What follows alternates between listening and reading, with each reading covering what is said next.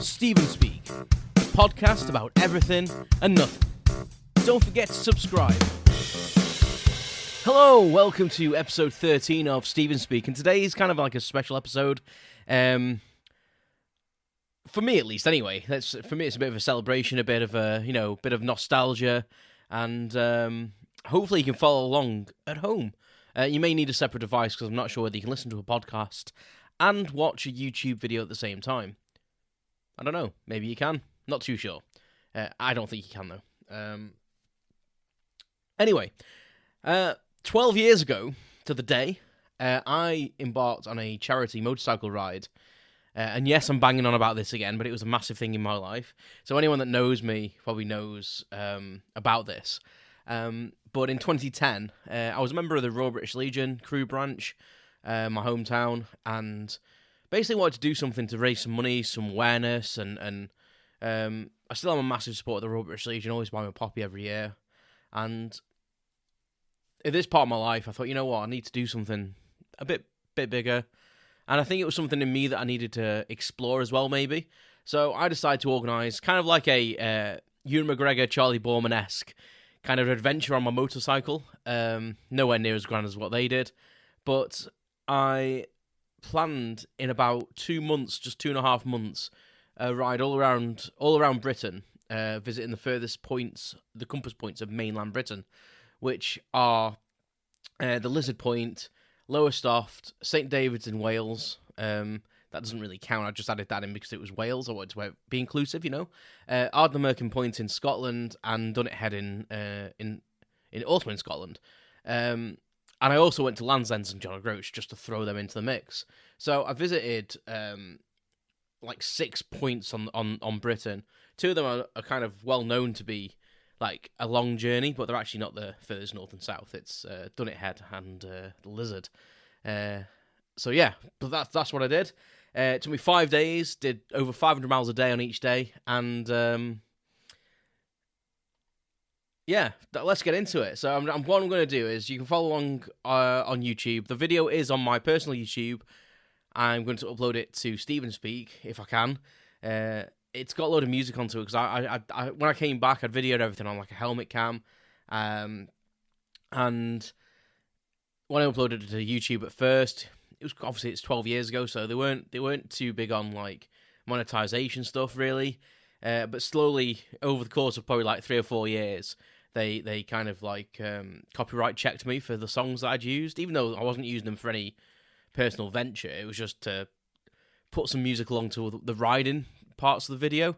So obviously, eventually, it just became a silent video. So if you go on there, there's actually no sound to it. So I'm going to try and upload it to the Stephen Speak YouTube channel, which has nothing on at the moment. I need to go back to all my podcasts and up them as videos. So it's going to take a little production. So they might not be on there yet for a while. This might not be on there for a while, depending on how much time I've got. But it's on my personal one. So if you just search my name, Stephen K, you should be able to find the video. And I'll put a link in the description for whatever site it goes on to. Anyway, I'm going to start the video at about, I think it's round about, hang on, let's see here, about 1 minute 50. So there's like the Furthest Points Tour logo up, and it goes into like credits, kind of like an intro, kind of titles. That's the word I'm looking for. There you go. So yeah, so all you really need to know that is I was a member of the Royal British Legion, wanted to raise awareness and do something to raise some money, and this is the video. It's about 1 hour and 10 minutes long, and basically I'm just going to narrate it for you, because you can't hear anything. So I'm not going to play the audio through this podcast, because again, don't want to be monetized or copyright infringed or anything for any of the music I've used in it. But in my own ear, I've got my own headphones on for my computer, but in my ear I've got an AirPod in one of my ears, so I'll be able to hear the audio. So if you hear me struggling at some points, it's because I might be struggling with the audio coming in and me talking at the same time. So we'll see how this goes. So starting the video about 1 minute 49, 1 minute 50. So if you get to the video now at that point, give you a few moments, and then we should be able to watch together. I won't pause the video unless I really, really need to, because I like to be synced up with you guys. And yeah, let me know what you think. If you've not already seen it, or even if you have seen it, does it does it change? Has it changed for you the way you're watching it now, looking back? Yeah, but it was a very big thing in my life, this was, but we'll get into it anyway. So I'm going to press play. 3, 2, 1, go. So the logo there is obviously just me. Me and my brother made it up, and yeah, just to get the ad, bit of branding kind of thing. So this is the little intro that I did. I did this as like a trailer as well for it, but couldn't figure out how to export it just as this little bit and not the whole video. So I had to film my computer at the time because I didn't want to lose any of the other editing that I'd done. So it was a really poor effort on my part, but I was a bit inexperienced. But these are just snippets of the tour. My favourite bits, using Kings of Leon as, the titles there, Be Somebody, which kind of meant something to me at the time, I think. And it was just a great trip, and it was just an emotional roller coaster. To plan all this in like 5-6 weeks, I had to get to the kind of the point in like 5 or 6 weeks, so I knew it was all going to be done. Maybe sooner than that, really. But it was probably about 9 weeks, probably in total, that everything was done, and I was just waiting to leave. I had to get my bike prepared, and you'll see a picture, I think, at some point of my bike in the garage being all sorted out. But I went through some emotions on this journey. It was truly astounding that just riding a motorcycle can emote so much in you, really. And I've been riding a motorcycle for a long time. Not as much in the last few years as I touched on in a previous episode, but this is the launch day. So this is the 23rd of July, 2010, and this is one of the local MPs, Edward Timpson, and he got involved. He actually helped out quite a lot. Say what you like about MPs, but the local press wasn't really helping me out without trying to advertise it. When I was emailing it or sending them messages and letters and stuff, they weren't really promoting me. They wouldn't put anything in the newspaper. And when they did, it was a very, very short little kind of column. They didn't use the picture I sent them or anything. So I went and knocked on his door and just said, listen, can you help me out a bit? And to be fair to him, he came and visited me a couple of times during fundraising. And then he agreed to turn up on the launch day and do a little bit of a speech to the supporters that had turned up. And as you can see, I'm stood there looking pretty proud of myself, my shades. And he's basically saying how terrified he looks. He's seen the map that you can see on the left-hand side. That's my step on the left. And I've got the map drawn out of the whole journey. And he just wishes me well and says it looks a bit terrifying what you've planned. So my dad was meant to video that. He didn't press record on the video camera. So I did a speech as well, but none of it was recorded, which is a bit gutting. So this is an insert I put in because I thought, let's tell people why I'm doing this. So I decided to go back and put a little insert before I started on the actual journey, and showed me actually leaving the municipal square. So there's the faithful bike. It's a CB 500S. The S is because it's fared. It's the F version, 2001. Beautiful bike. Unfortunately, it's in disrepair at the moment. It's been sat outside, not been ridden in about 6 years. Devastates me because I have a bond with it, and it upsets me. It makes me want to cry. I'm not going to lie to you. So I've got rid of my bike that I've got at the moment, waiting for a new one, and I'm going to bring it into my garage, and in the process of tidying my garage out to get that one inside, and I'm going to start taking it apart and get it restored, hopefully. But I'll never sell it. So yeah, this is just pictures of some of the fundraising I did, and this is just basically like me saying that the reason I'm doing this is like I always wanted to join the army, and in one of the extra speaks I kind of mentioned that I couldn't get in because of asthma, and then it wasn't that went away from me, but then I got a good job, and then when years down the line I actually decided to try again, my asthma came back, so I think someone was trying to tell me something, but I think with joining the Legion, it kind of made me feel like, that camaraderie and wanting to do something and give something back to the troops. Afghanistan was quite a conflict at the time in the press. We were getting a lot of people killed in Afghanistan. A lot of people were losing their lives, like protecting freedom. And so say what you want about the armed forces and the armed services, but they are there for a reason, and they are a peacekeeping force. So I believe in that and wanted to make sure that anyone coming back injured, were getting the support they needed from the Royal British Legion. So it was quite a passion for me at the time. It still is, really. I'm not a member of the Legion anymore, but I still donate and I still give my time, and I still believe in what they do. But here's me leaving now. So here's me hopping on the motorcycle. There's that much stuff on the bike that I had to hop on it. And also friends and family there, and members of the Royal British Legion branch and crew were there to see me off. But I was a bit gutted by this bit because I set off and there's a bloody lorry, so I couldn't just get straight onto the road. I was a bit mortified about that, to be honest, because it was like this big launch, and I was like, all right, now I've got to give way to all this traffic. That guy waving to me there is one of my best friend's dads. He was there, bless him, to see me home as well. And my girlfriend at the time was there. And I had a few guys riding with me as well throughout my fundraising. Like, people would come up and ask me questions and stuff. And I decided to think, you know what, why don't we do a bit of a ride out? I'd asked the Royal British Legion Riders branch to join me, which is a division of the Royal British Legion. It's their own branch, which is people that are enthusiastic about motorcycles. So, but they couldn't do it. They had another event on, I think it was. So it was some local people that were keen on motorcycling, and a couple of people joined me. Which was really nice. Only as far as Whitchurch, which is, about 15 miles or so. So I left, obviously, via the A roads to go towards Whitchurch. But the whole journey itself, was planned meticulously. And I've been going through some hard drives at the moment. I've been finding, notes and stuff and cheat sheets I had, because on my tank bag, I had a map, and it was meticulously drawn out just in case my sat-nav ever went, because I'd got a TomTom sat-nav there, and it was completely planned out. The sat-nav was pre-programmed, and I had notes, I had secondary notes, I had notes in my saddlebags as well, just in case the first set of notes got drunk. Prepare and be prepared again. That's my motto. Never been in the Scouts or anything, but I've always been meticulous in planning thing. So this is where we stopped for the ride. So we rode to the Midway truck stop, which is just on the Whitchurch bypass. So here's the guys with me. So the guy on the white bike there, he's from the Honda garage and crew, and they supported me so much. It was amazing. He didn't want to be in the picture. He took the picture. Keith did, because he was a bit camera shy, as it says there in the text. But it was a lovely little ride out, and then from that point on, I was, as it says, the first leg's over. I'm on my own, and it's getting me emotional thinking about it. But this is where it got real for me. I did the whole thing with no support. Literally no support. We were at one point planning to hire a van to follow me and see if we could get a mechanic on board in case anything went wrong, and maybe a spare tyre or two.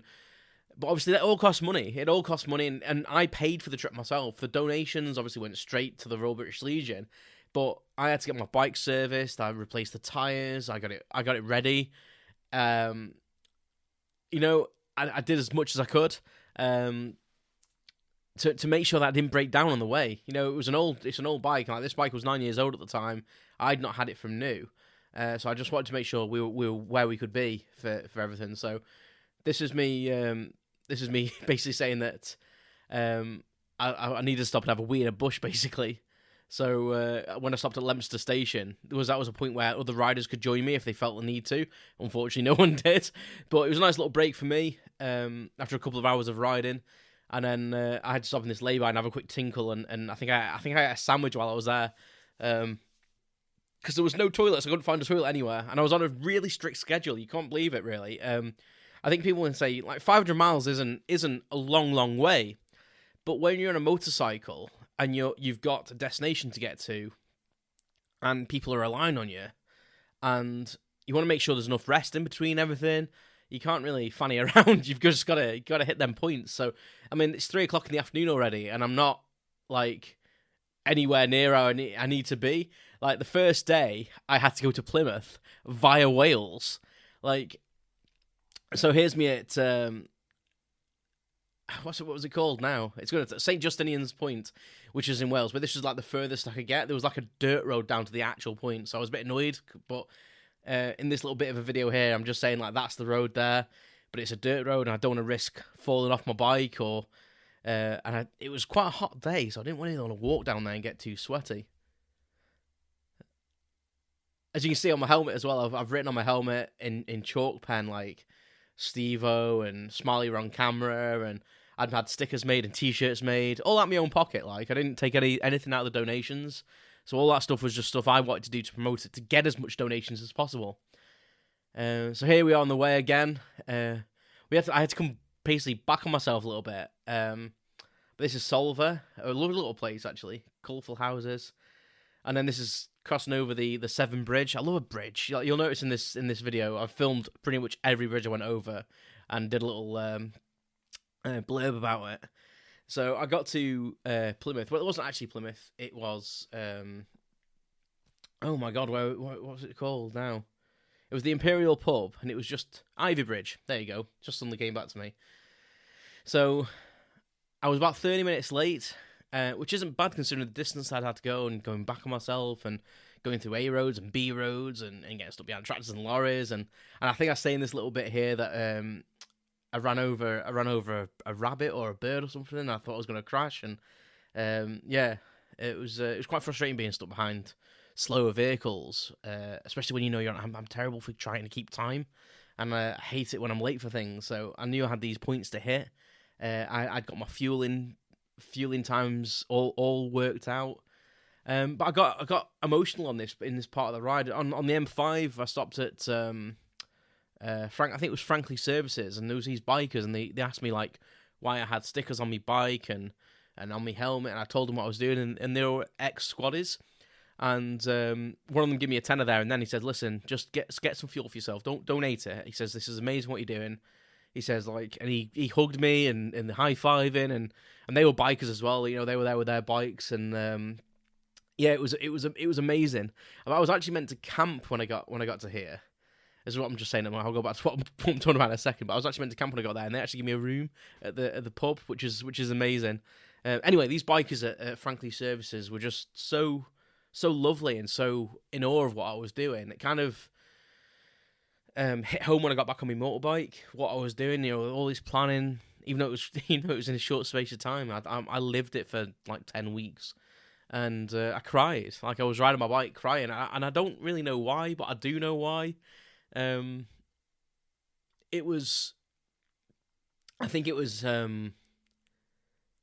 just like the emotion was coming out of it for all the planning, and then having someone express it, because even though people that I know and stuff said, "Oh my God, Steve, this is quite amazing," I think one of the mistakes I made was calling it the Furthest Points Tour, because it made it sound like to me, I think it made it sound like to people that I was having a jolly, even though like the tagline was a challenge to ride to the compass points of mainland Britain. Because the main thing said tour, I should have called it the Furthest Points Challenge.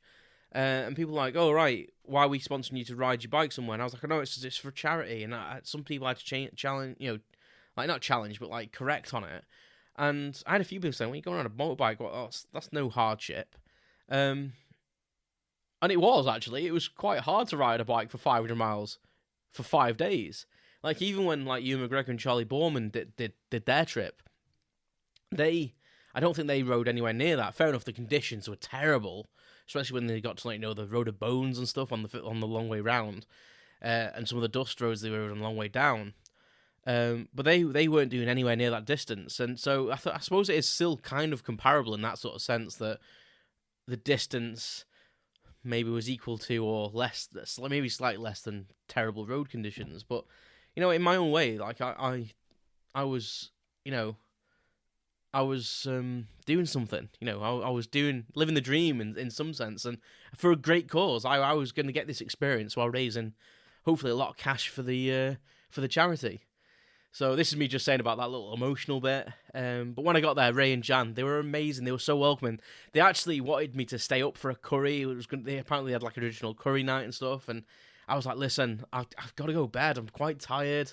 I've got to set my tent up." And they went, "Oh, no, it's all right. We've got you a room that someone that stays here is away, and they've said they can use your room and all this."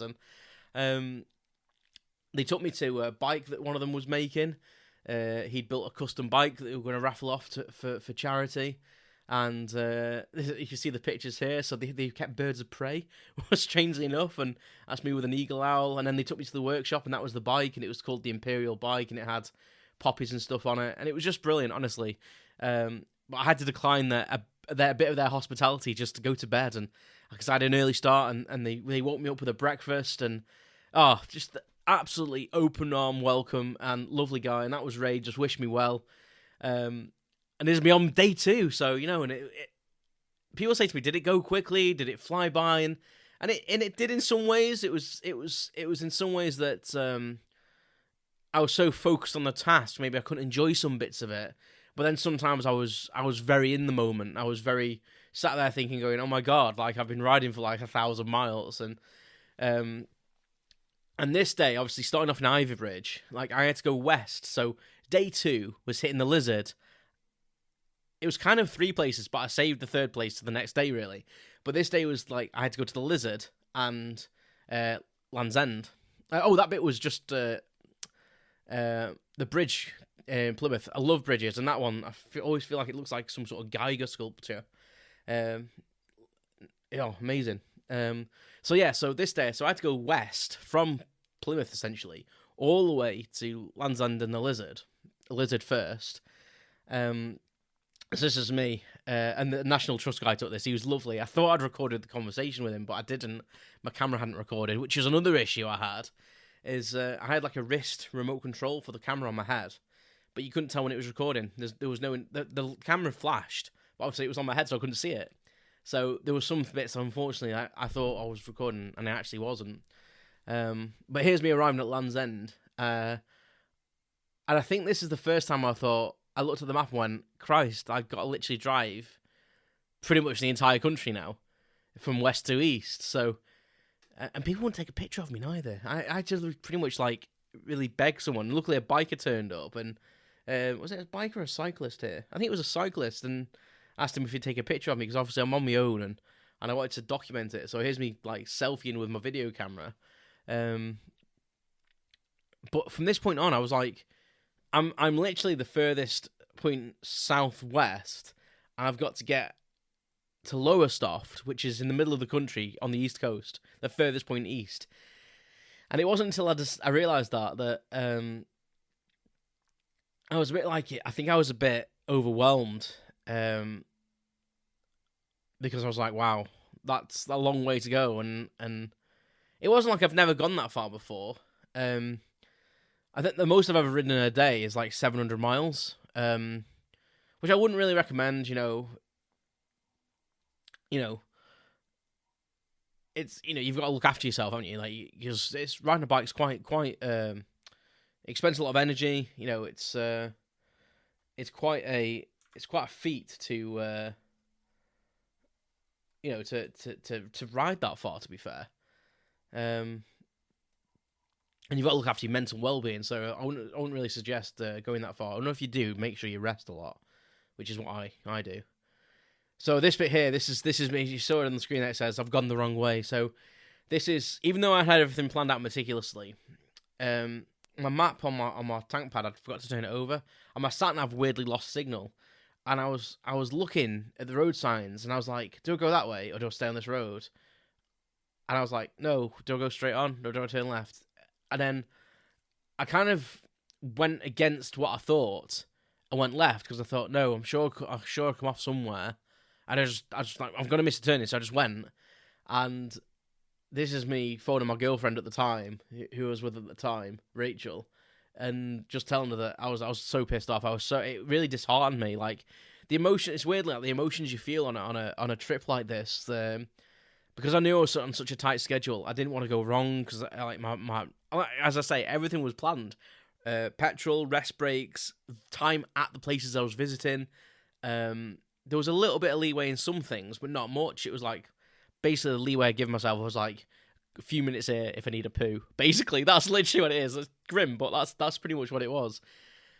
But I didn't even know I was recording this, actually. I thought I'd turn my camera off. But it's nice that I did record it, because it gives, you can hear you can kind of hear the annoyance and kind of exasperation in my voice, like that I doubted myself and I've gone the wrong way and it's taken me 40 odd miles out of my way now because I went onto the motorway and couldn't get off, and then there was a diversion, and it was like, I was in a bit of a world of pain. And yeah, I was just really, really pissed off with myself. I'm quite hard on myself with things like this, and I was feeling a bit fatigued at this point. I think it was just a bit of a mental thing. So this is me at MIMS services on the M25, and I've still got to get to Lowestoft, and it's like 7 o'clock at night. I think my arrival time was between 8:30 and 9 that I was planning for, and I was meant to be staying in a B&B this night, on one of the seafronts, basically. and I'm just saying that I've got 120 miles to go, and I'm a bit like, Christ, I'm well out on this, and I mean, you can see from my face, I'm just like, wow, like, and my hands were sore. Like, you see, at the time I was wearing quite a lot of rings, my hands were quite sore, and it was something I had to really address. I had to stop wearing my rings. I had to put them into my bag. I can't remember if it was like on day 3, or day 4 that I decided to take them off, and yeah, it was quite painful. And obviously gripping the handles all the time, gripping the the clutch and the accelerator, twisting the wrist all the time and holding it there to keep it maintained. It was quite demanding, and you've got to keep your concentration, and you're fixed in the seating position you're in. And I had so much equipment on my bike, I was quite not restricted, but like it was heavy as well. So my bike, it was a lot heavier than it normally is. Yeah, it was quite an effort, to be fair. So this bit of the video is I'm just explaining the reasons why about me wanting to join the army, and this is what I want to give back. This is my contribution to what they're doing for our country. This is what I'm going to do. And I even wrote a song, which is at the end of the video, called The Furthest Points. And it basically says in the song that, you've gone to the edge, but I'm going to go to the furthest points. This is what I can do. Thank you for what you do. So this is me arriving in Lowestoft. I'm going to take a drink because I've been incessantly speaking. I'm so sorry. And literally haven't taken a breath. And I'm just explaining here on the voiceover that I did nearly 550 miles, partly because I went the wrong way. But I think this was one of the longest days anyway. I think just because there's quite a bit of motorway riding, which is boring. And yeah, it was just quite mentally tiring. I've ridden a bike every day before, but never for that amount of miles. And to keep that focus and concentration, I think the first day had taken its toll a little bit, and then getting up early, knowing I had to get back on my bike, and I'm just really pleased that when I turned up at the pub on the first day, that they let me put my bike in their gardens. It was nice and safe, so I didn't have to unpack everything. On this night, I thought I was going to have to unpack everything, and they said, no, we've got a garage around the back, we're going to let you put it in there, and they didn't charge me for the overnight stay, which was amazing, so I donated that to the tour. So day 3, this is me cycling to basically the edge of the sea in Lowestoft, which is the furthest point east. And it's quite funny in this because I can't remember what that thing's called. I'm near a windmill. I couldn't remember if that was like a windmill or a wind turbine. I called it a windmill, and it's really a wind turbine, isn't it? But people know what I mean. And it's quite funny. You can see all the dead flies on my helmet. So I needed to go and buy some new batteries because the helmet cam was absolutely destroying batteries.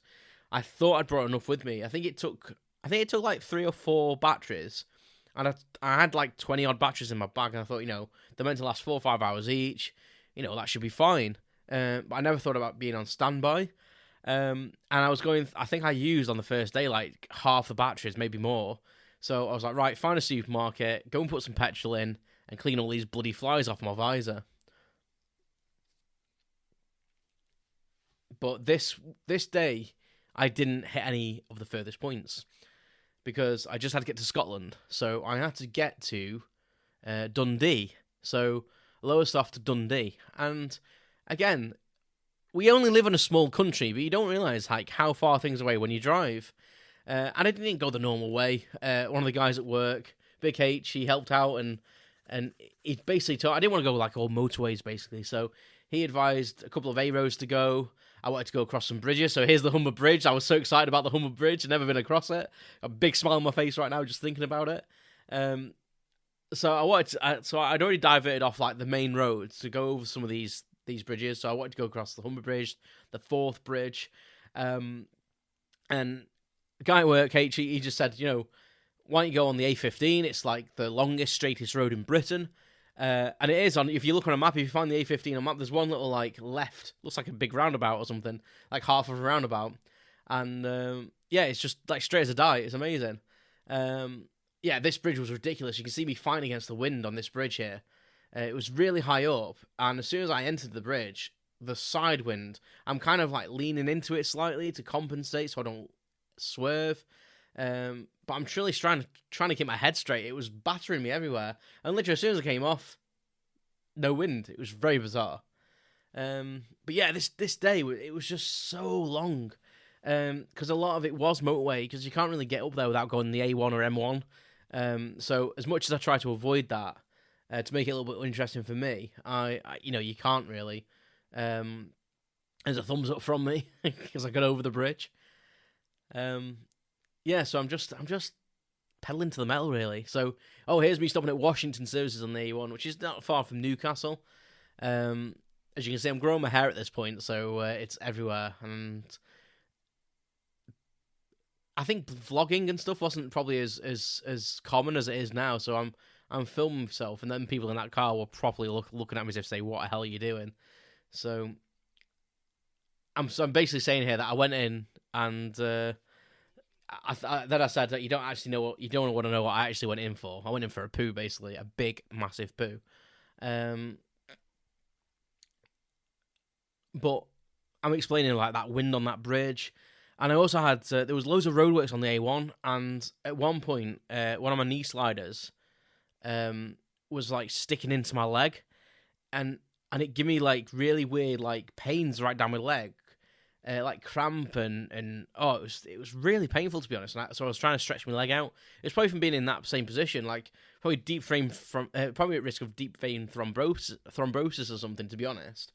But I was just like, you know what, make sure I'm drinking plenty, and I stopped off for a drink and to go to the toilet. And at that point, a motorcycle went past screaming. That apology means nothing because you can't hear anything anyway. For some reason, though, the audio went really quiet when I processed the video. I have no idea why. This was in early days of me doing things like this. Not that I've ever done anything like this again, really. I've done a few funny little videos for people. Yeah. But I just love bridges, and I say I plan the bridges in because, I don't know, they just fascinate me, how something can span a gap. I know, it's physics, isn't it? But it's, I just think they're cool just driving over a bridge. So, I think this was one of the longest stops I ever had, actually, on the whole tour. Because I did a bit of social media stuff here, updates and stuff for my mum and my dad. But I was exactly on schedule, is what I'm checking, because I had no idea what time it was, so I was just checking on my phone what time it was, and I was exactly on schedule. So it was 4:20, and that was the time I was meant to be there, and leaving at 4:30. So, but there's the view of Washington Services, and I've been there since, and it literally hasn't changed. So there we are. So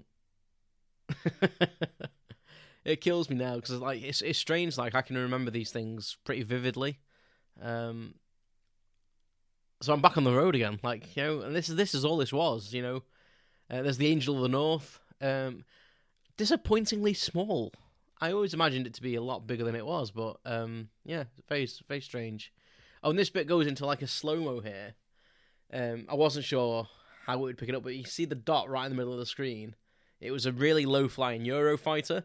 Like you wouldn't believe it was so low, but on this video it looks like a dot, like a million miles away.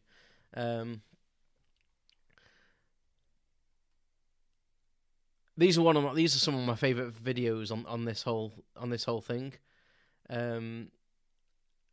With that sun going down and you can see my shadow, and really nice. I think this is the A15 now, actually. It must be because it's so straight. Apparently, it's quite a dangerous road, though. It must be because it's so straight, people lose concentration or something. I don't know. But here's me pulling over, and I think at the moment I'm a bit crampy. And I was just south of Berwick-on-Tweed at this point. That's why I say that I'm north of Berwick-on-Tweed, but when I actually checked, I was actually south. And I stopped to take some pictures because the scenery was lovely and the sun was like at a nice point in the sky. And but there wasn't much traffic, weirdly. Like it wasn't until I stopped and started videoing. But when I stopped at first, and I may have gone for a pee in the bush, I'm sorry. I don't recommend that. It's a bit vile, but when you're riding and suddenly you need to go, you need to go. I try and do it as respectfully as I could do. But there was no traffic whatsoever. And as soon as I turned my video camera on, there was literally traffic. This is just me explaining where I've got to go for the rest of the journey. And I think I'm looking forward to bed and a proper meal. Because I'm snacking at this point. Like, I'm eating power bars and granola bars and stuff like this. So, And again, you can't. We're only a small country, but I've still got a couple of hours to go at this point. Like 3 hours to go or something at this point. Which is crazy. I think I arrived in Dundee about 9 o'clock at night to check into my lovely Premier Inn. And this is me celebrating because I'm now crossing another border into Scotland. So now I've done all 3 countries of mainland Britain. I've been through Wales, I've been through England substantially, and now I'm back into Scotland. And that really spurred me on to get to the hotel. These are the visuals of the sunsetting that I love. Like going over this bridge. This is the 4th bridge here. With this sunset. The black spot is actually the sun. It's the camera over deviating for the brightness. But seeing my shadow on the road stretched out, it was just beautiful. And I just had a grin ear from ear. And there were points of the trip where I wished I had someone with me to share these moments. But it was also... you have times in your life, I think, when you go through something. And I think this was definitely one of them times. Amazingly, the Dundee Times met me the next morning to do a proper story. Like, the bloody papering crew wouldn't do that, and the people in Dundee Times came to me and arrived with a photographer, a proper journalist, and everything. Amazing. I was bloody knackered though when I got up, having known I had another day of riding to do, and again it was like a go up and come back on yourself again. But they were lovely, and they did the paper. And I was quite lucky because one of my friends from work, she's got relatives up there, and she actually, Jackie, brought me a couple of the papers back because she saw them, and I was so happy because I wouldn't have probably seen the story otherwise. So on this day, this is now the what is it, the 4th day? I can't even keep track. I can't even keep track myself. Yeah, this is the 4th day. Yes. So this night I'm going to be camping. So the first night meant to be camping, ended up staying in the pub. Second night was in a bed and breakfast, didn't pay, thank you very much. Third night, Premier Inn. 4th night meant to be camping, so this is the 4th day. So I'm going on this bit, I'm going up to Dunnet Head, going to go John O'Groats, then to Dunnet Head, which is the furthest point north, then come back on myself, pretty much, all the way through Inverness, turn right and go towards Loch Ness, all the way along Loch Ness, I'd end up near Invergarry, which is where I was camping, and I actually did camp that night. But again, they didn't charge me. Like, people are so kind and generous when when stuff like this happens. And it was so humbling, and yeah, it was just amazing. So this is me saying I feel a bit rough. I think what it was, I'm saying to the camera here, I think it's from riding, the wind and stuff. I'm feeling that I think that the wind's got onto my chest and give me a bit of a chill, and I feel run down, and I feel like I've got a bit of a head cold and a little bit sickly, and the road I was meant to take was not this road. I was meant to go on a more, let's say, scenic way down a B road, and the way I was feeling, I thought, you know what, my concentration feels a bit down, and I decided not to go that way. And I beat myself up for it later on when I'm in my tent, and you'll see that bit. It looks a bit like Blair Witch, but I pulled over here because I thought I saw an eagle, so I pulled over for a bit of a rest, and I'd seen an eagle, but by the time I managed to get to this lay-by and get my camera out, it was too far away. I presume it was an eagle. When you've seen an eagle, I think you've seen an eagle. But I think I'm a little bit down at this point because I feel like, I've not gone the way I should have, so I broke my plan, and I feel a bit under the weather, Oh, this guy was a legend. I'd met him earlier on that day, and he had his two kids with him, so one on a pillion and one in the sidecar, and he was from Germany. And I briefly spoke to him about what I was doing and what he was doing, and he was basically on a bit of a European trip with his kids. Like, how fantastic is that? And then I caught up with him probably about 40 minutes later and overtook him because he was going nice and steady. He was doing about 45. So I wanted to push on, so it was a 60-mile-an-hour road, so I slowly overtook him and gave him the good old thumbs up. And he was a lovely chap though. But that's the thing with bikers, we're all a big family, and we should help each other out. I've been broken down, and people drive past, but a biker will always stop and check you're okay. In general. Okay, so this is my bike being prepared for the trip. As you can see, it's looking in a bit of a sorry state of repair. Not as much as it does at the moment, I may add. But what had happened was, I told the guys at the Honda Centre to make it as good as possible. But I tried to change the exhaust system, so I wanted to respray it before I went to make it look nicer, and snapped it off into the engine, snapped the bolt off in the engine. So they had to sort that out for me as well. So it cost me quite a lot of money to get all that done. But it's worth it because my bike was fine all the way around. So this is Scotland and this is rain. So I stop in this traffic, and I do have full waterproofs with me.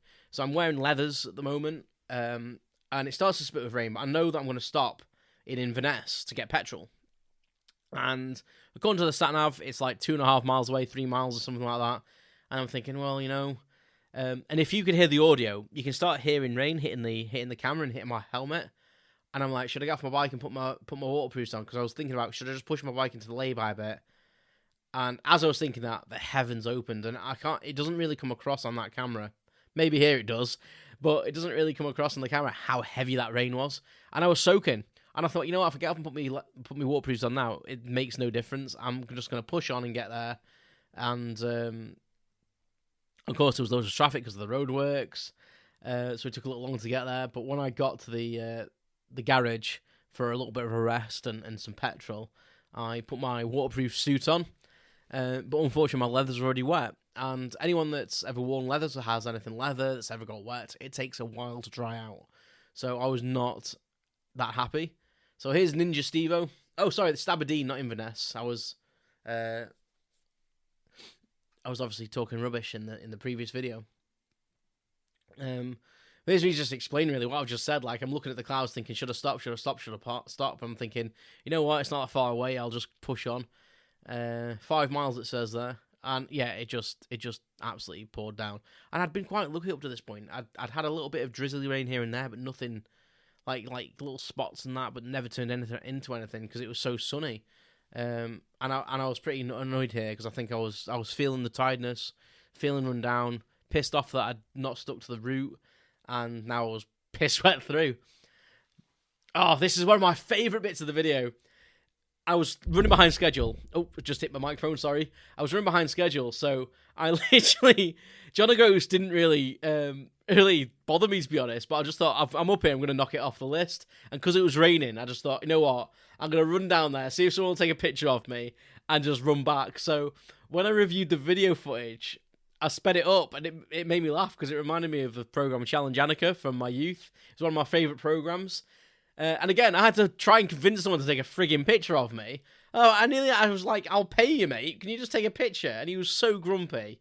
And I literally ran back to the bike, semi-jogged, I don't really run, and jumped back on and went again. And did I go into the shop? I think I was going to go in. I might have had a look at the shop, but I thought I'm not gonna buy anything. I'm just gonna go. Because I knew that these roads were very, very narrow, and I wanted to try and get to them before the weather closed in too badly. But oh my god, the road to Dunnet that was just up the road was amazing, and the weather, as you can see, it started to clear a little bit. But this is the most northerly point of mainland Britain, as the sign suggests. But it was just beautiful. It was, yeah.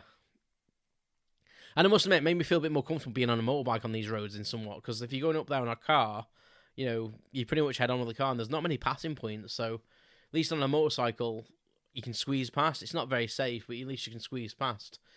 But as I said, I'd planned everything quite meticulously, and this is the one point of the trip, I think, where I was a bit worried, because I knew Scotland was quite remote, and I'd got backup places, but I needed fuel, and the place I'd planned to go for fuel had closed down, and hadn't been updated on Google. Obviously, Google's a lot better now. So I was like, oh shit, well, I did have a petrol tank on my car, on my bike. just in case I needed emergency fuel. So I thought, I'm all right. And then the next one was shut. So then I had to use the emergency fuel because I thought I was panicking a bit. I'm not going to lie. And my bike doesn't have a fuel gauge on. You have to kind of go on mileage. And how the bike feels. It has a reserve tank, so you're okay for a few extra miles if you need it. So I used some of my fuel, and it was miles and miles. So I'm glad I decided to take the fuel can with me because it did save me a little bit.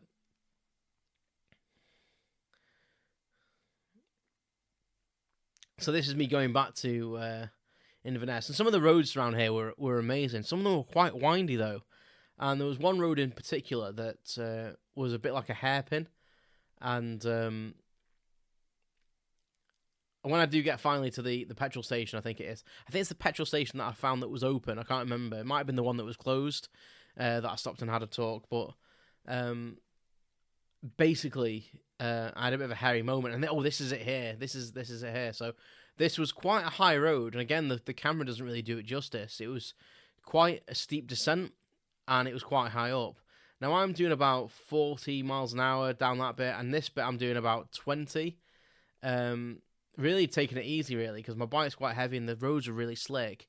And just at the bottom of that bit, it goes, it's like a left-hand hairpin, and I aquaplaned around the corner.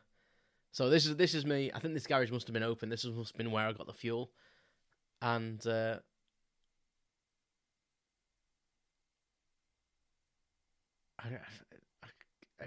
think I say I was stopped at Aurora or a Thorus filling station. But yeah, this is me explaining about, basically, I thought I was going to crash. And the hairpin I was talking about before was, it went around to the right and then it turned to the left into a proper hairpin. It was tight. And I was only doing about 15 miles an hour. So slow enough to get around it very, very safely. But luckily there was no other vehicles on the road. But I aquaplaned like across. But the other side of the hairpin, it was pretty much a sheer drop. It was like a weird valley going out to sea. And it was a sheer drop, so if I'd have hit it and gone over, like, bye-bye Steve-O, like, kind of thing.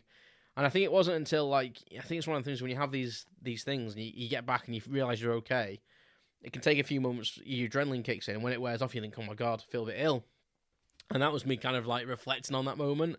And I was like, yeah, I'm going to take it, even though I was taking it easy anyway, I was like, you know what, I'm going to take it easy, I need to finish the trip, and I don't want to crash, and I definitely don't want to die.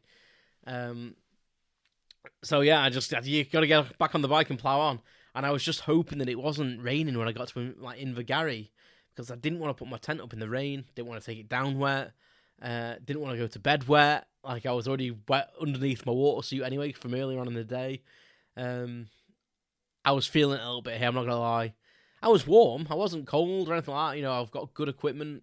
My leathers are were very expensive. My water suit was very expensive. I've got waterproof gloves on at this point now. They're, fine. I wasn't cold. Yeah, but it was just a bit, dragged me down a little bit. And but this is Loch Ness, so I pulled over to look at Loch Ness, and I never understood why everyone raved about Loch Ness and how big it was. But I think once you've actually seen it, I was like, it goes on for miles and miles and miles. So I was actually quite impressed with it. Okay, this one is me. I decided to put up a tent, so I'd been riding for about 12 hours, but 10 and a half that was solid on my bike. So I decided to do a time lapse of me putting a speeded up video of me putting my tent up, and decided to when I speeded it up, because I thought I want to include it, show everyone me putting my tent up, to show that I actually did sleep in it, and it made me laugh because the one thing I'd made a massive extensive list, planned it out meticulously, and the one thing I really didn't want to forget was my midge spray, and it's the one thing I forgot. So you can see me slapping myself and rubbing myself because I'm literally trying to get the tent up as soon as, because I'm getting bitten to death. So I'm trying to get it up, and when I was watching that, I thought that's hilarious. I put it to the Benny Hill theme, and it's literally the exact length of the Benny Hill theme that I had on my computer. So it really, really pleased me. But I was quite tired at this point. I'm glad I bought a good tent that was easy to put up, to be honest. It was very easy, and it was very comfortable, actually. I had a good night's sleep in it. I had a midge net, and I put that in there, and I was still killing midges for a little bit. When I first got in, I was smacking them everywhere. Oh, but the other thing I forgot as well, I actually had earplugs made for the trip as well, because I thought riding my bike for so long, I didn't want to damage my hearing.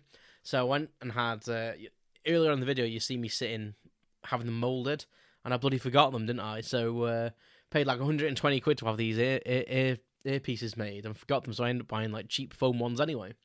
So this is me in my tent. I'd had some food, and I had a brew, and this is me. Filmed myself in the dark. It'd gone pitch black. There's no street lights where I was. Beautiful, to be honest. Really, really quiet. Apart from a few people you could hear chatting in the distance and in the campsite. And I'm kind of berating myself here. I'm in like a more relaxed state of mind and reflective. And I'm kind of berating myself that, as well as killing insects, as you can see, I'm splatting things in my tent, and I didn't want to be bitten to death at night time, even though I had a midge sheet to get into as well. But as you can see from the text here, like I was beginning to feel like people would think that I'd let them down because I chose an easy option, and I used the A9 instead of going this alternative route, which was like through the hills. And I was really feeling it because in my mind, the troops in Afghanistan, they couldn't choose like an easy way out. And at the time, I couldn't differentiate that between me and them.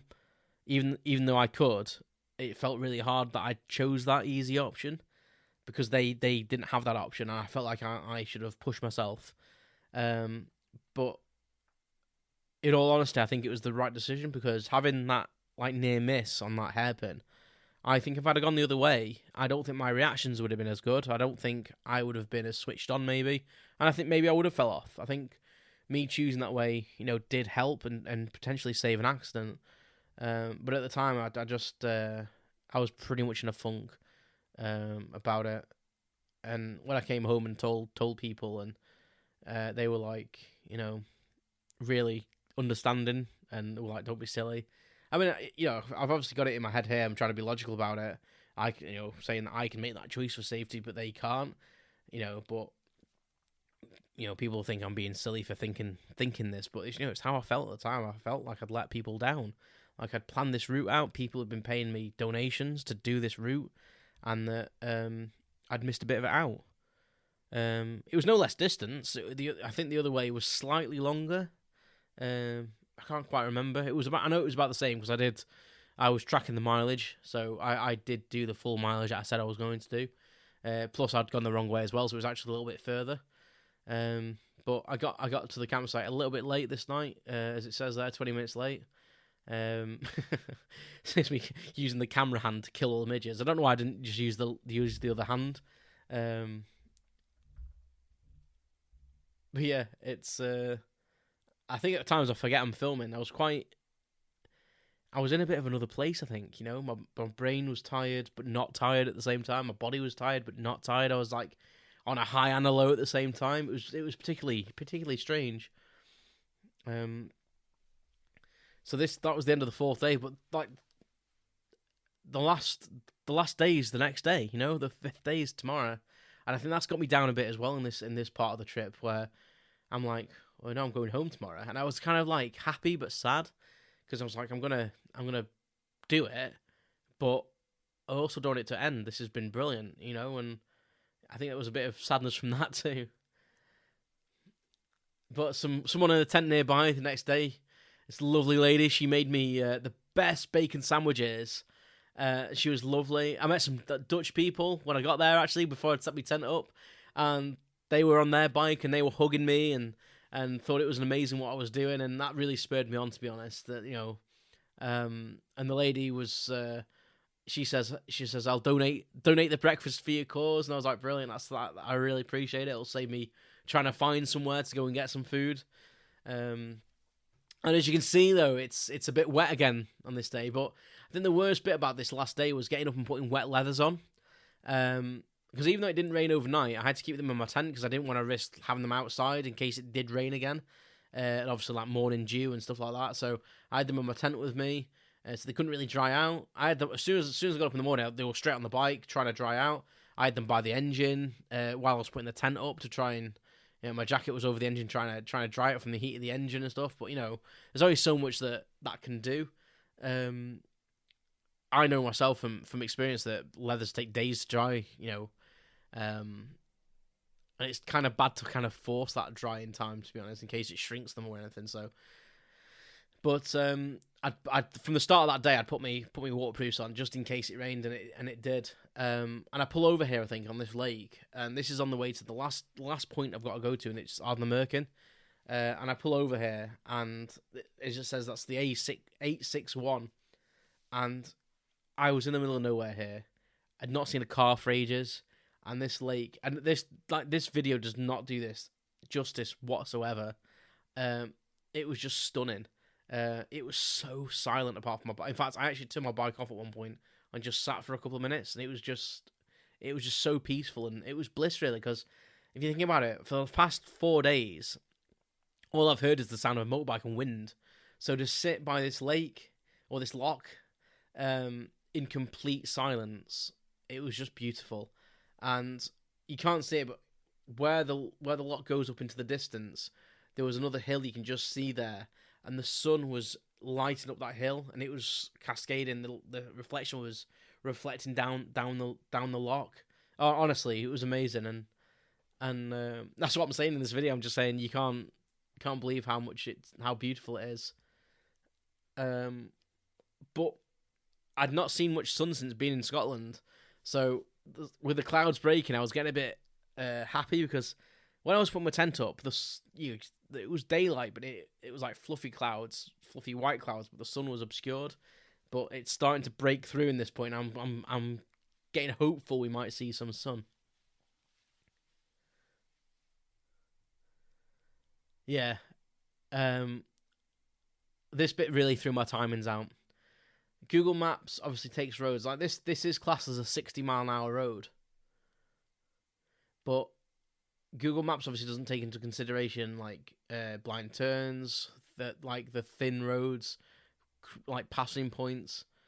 I'm narrating here saying, I'm tired, I'm wet, and this was a bit of a killer. I'm exhausted from the ride, and this took so much concentration. To make sure I wasn't doing too quick. I could brake in time in case someone came around the corner, because let's face it, people in cars can be very overconfident because they're in a car. There was little blind hills like this lead into turns. Don't get me wrong, the scenery was amazing, but I could hardly take much of it in because I was concentrating so much on the road ahead. There was sheep just wandering around. There was Highland cows wandering around. Brilliant experience, though. But when I got to the Ardnamurchan and realised I'd hit the last point, I cried. I did this little video. I couldn't actually say it. I was that tired. I couldn't say the words. I don't even know if I say it right now, but I was like, Ardnamurchan, badung. I'm actually, at this point, saying that I've got like a nappy rash because my leathers are wet, and sitting on the seat and rubbing it, I've got like sores and stuff on my arse. And I'm quite deflated. Even I'm like internally happy that I've got to where I'm going, but it's not really showing on my face. But it brightened up by that point, and it was so lovely. The scenery was lovely. But again, I had to beg someone to take a picture of me. Like, I'd say to them, like, "Can you take a picture of me?" And they'd be looking at me as if I was like an alien or I was going to rob them or something. It was really bizarre, and I don't understand it, to be honest. But I mean, look at that scenery. Like, I mean, it was absolutely stunning. Like, I can't say anything more. But I got at the end of that, I go fantastic. But I meant it to sound a lot more happy than it did. But again, yeah. So I had to beg someone to take a picture of me. What's that about? Like, come on. I'm on my own. Like, the camera I was using, it was a digital camera that my brother had given me. It was an old like fixed lens DSLR, and it didn't have a timer. Well, it did have a timer. But I didn't have a stand it was high enough to like capture it. So I just thought I'll ask someone. And yeah, you wouldn't think it'd be that much of an ordeal, but apparently it is. So this is me now leaving Ardnamurchan, and it's a 9-hour ride home if it's on time from this point all the way back to Crewe. And I must admit, the sun had come out at this point, and I'm on a high, to be honest. This is like an adrenaline for me. And this bit of the video, I'm laughing, I'm joking, and I'm going, it's sunny, and yeah, it was a bit of emotional. Now I've got a bit of a second wind for me, and I think it's this bit where. I think it's this bit of the video where there's some sheep on the road, which you've got to watch out for. And I say something like, "You've got to watch out on this road for sheep and sheep shit," and which is true because the sheep they just crap everywhere. And there's a couple of sheep near the roadside, and I'm like, "Hey, moo, sheeps," and I just go, "Oh, no, it must be this one. Do you know sheep moo?" And, and we're coming across, so you got these sheep here, and I'm going a bit slow in case they run at me or run across the road in front of the phone. And I say, you've got to watch out for sheep and sheep shit. And I laugh. And I go, moo. And I'm like, hang on, no. I mean, bar. And then I literally, it must have been like the fatigue or some sort of mental anguish that I'd been going through on this trip. But I was laughing about that for a while. Like, miles down the road, I was giggling to myself about mooing at a sheep. But we're coming back a slightly different way on this point. And I decided to take a ferry. There was like a long way round, or there was a ferry, and I thought, you know what? I'm doing a lot of riding. Why not use a ferry? And it was only like £1 or something to get across, if that. So it was the Corran ferry. So I decided to go across on that. And again, I was sat, and it literally takes you across this little lock. And it's a few minutes to get across. It takes longer to load it than it does to actually get across. So this is it here. It looks further than it is as well. It's strange that how the camera makes things feel. But if you wanted to go around, it'd be like a 40-minute trip. So this thing just goes back and forth all day long, really. And I think it was about £1 or £1.20 or something. But there was a little minibus full of people, and I think they were foreign. I think they were like on some sort of trip, but some of them were elderly. It seemed a bit of a mixed bag, to be honest. So I don't know if it was some sort of excursion with like a mixture of people on.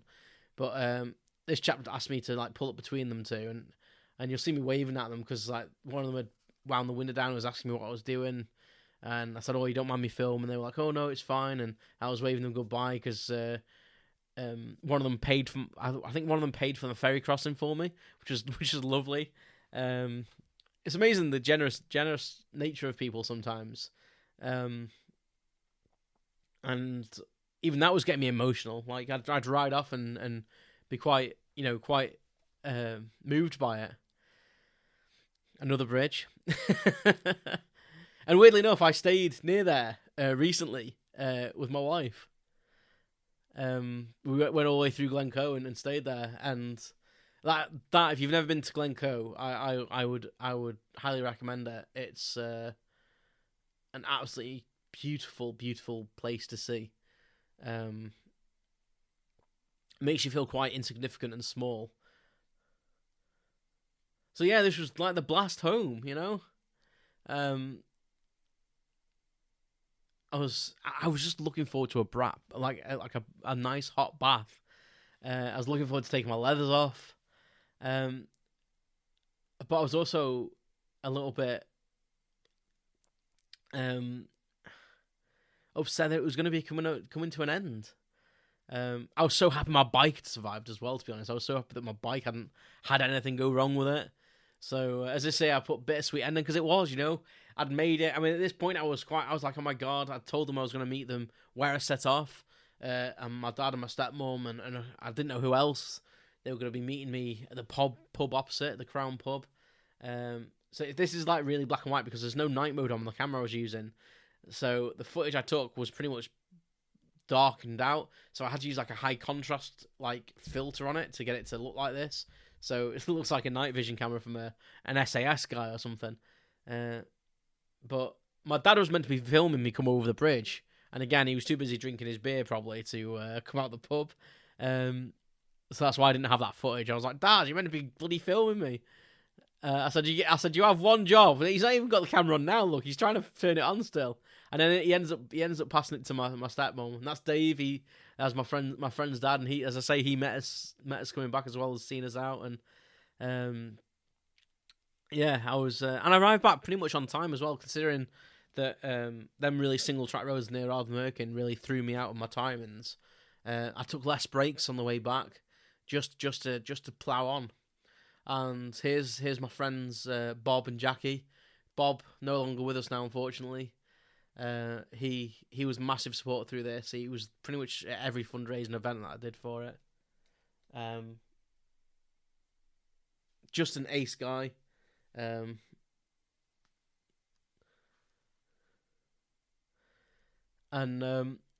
my dad was brilliant throughout as well. He helped out. He was the chairman, I think, at the time of the branch, or just shortly after he was the chairman. And my friend Ernie, who's unfortunately no longer with us. All ex-squatters. Like my dad is an ex-para. Bob there was an ex-marine, and Ernie ex-Army Air Corps. And there's some pictures, I think, on this video. I think I missed them while I was talking, but some pictures of us fundraising on the square, and we're all there together, and they're in the uniforms wearing the berets very proudly. So, and you see how hard it was for me to get off the bike here. I was so stiff, and I was just saying there, I said, I can't wait to have a bath. I've got nappy rash. It's bad. But you see, like, 2,500 miles, 50 hours of riding, 40 counties, 100 litres of fuel, you know. So here's some flashback pictures. It gets me emotional watching this because, you know, it was a big thing in my life. Even though, like, it took, like, weeks of planning, it was over in 5 days, and, you know. So here's me while I'm producing the videos. This is probably, like, a month or so later on, a couple of months later. My hair's a little bit longer, and I'm basically saying that hopefully the next time I do one, it'll be better.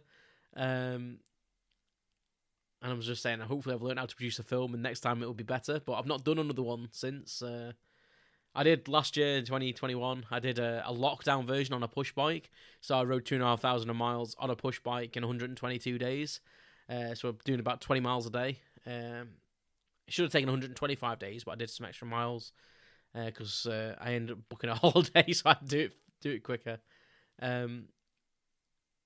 But I raised about £2,500 every time. I think for this one it was with gift aid. It was about $2,500, and with my push bike one last year that mimicked this trip, I think I raised about $3,400 with gift aid. So which went to my wife's hospital charity for that one.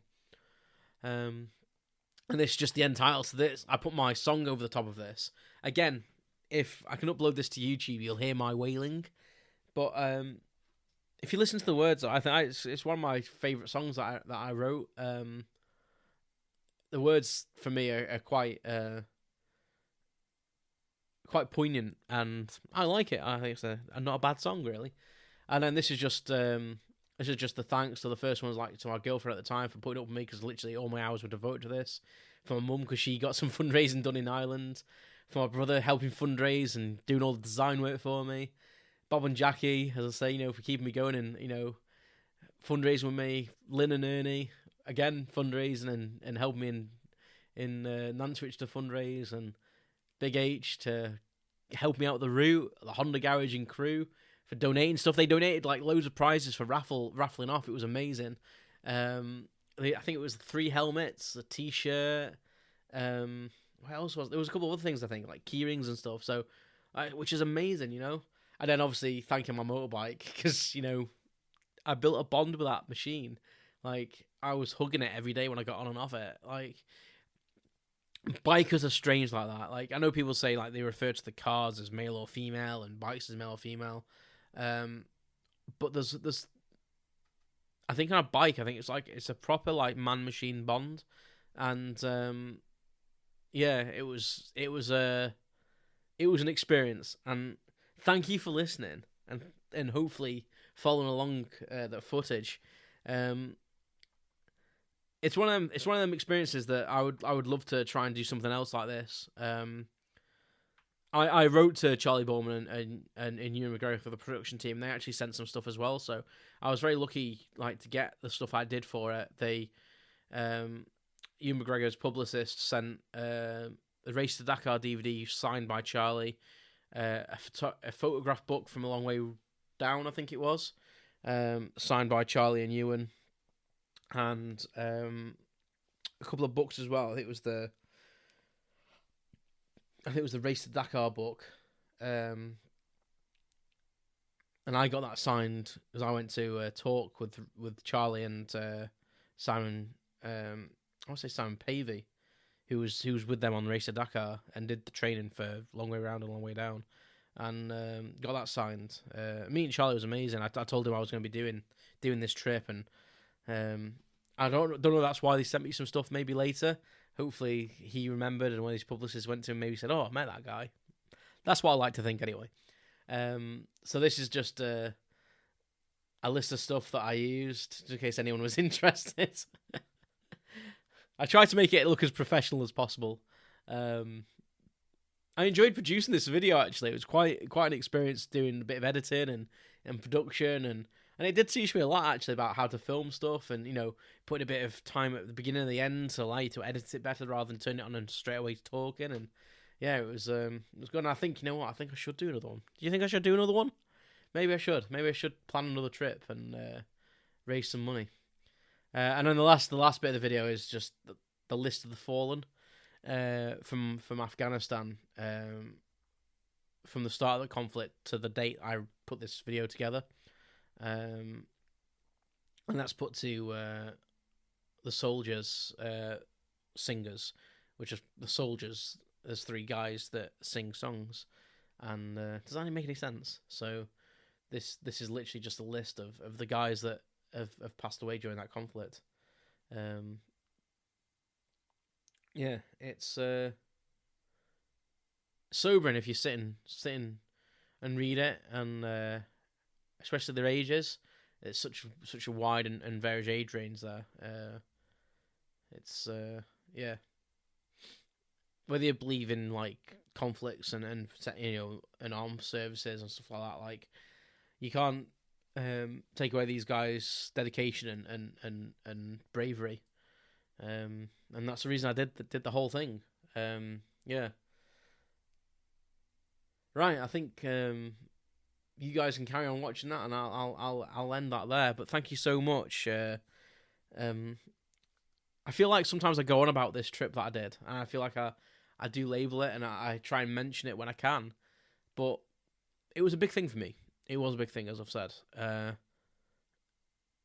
I hope that it comes across as not me boasting about it, but telling you as an experience. And if you can undertake something like this yourself, like, contact me for tips and hints. I will help you out anything I can. If you've got something planned like this, I'll try and help you. It's tough, but it's incredibly rewarding, and it's nice to know that the money that is raised goes towards something. Like, no matter what charity you're supporting, every charity needs more money. Like, let's face it, that they're all after that little bit extra just to help someone else. Because unfortunately we live in a world where the government can't always do it, or won't do it, or whatever, politics. But yeah, it was a massive thing in my life, and I'm very grateful to have done it. I'm very grateful to have it documented in this little video that I created, and it'll always live with me. Like, every year when that date comes around, I'm like, 10 years ago I did that, 11 years ago I did that, and I can't believe it's 12 years ago. Yeah, but thank you for listening. Don't forget to subscribe, comment, share, tell people about this. Let me know what you've thought. Let me know if I manage to get this uploaded, especially with sound and stuff. Let me know what you thought about the video, because it might be interesting for you to watch it without me narrating it, and then listen to the narration if you can stomach it twice. If you skip all the beginning bit and the ending bit, it's only like a couple of hours. It's not even a normal length film anymore. Most films are like 3 hours long now. Anyway, take care of yourselves. Thank you for listening. And this has been Stephen Speak. You've been listening to Stephen Speak Podcast. I'd appreciate it if you hit the subscribe button.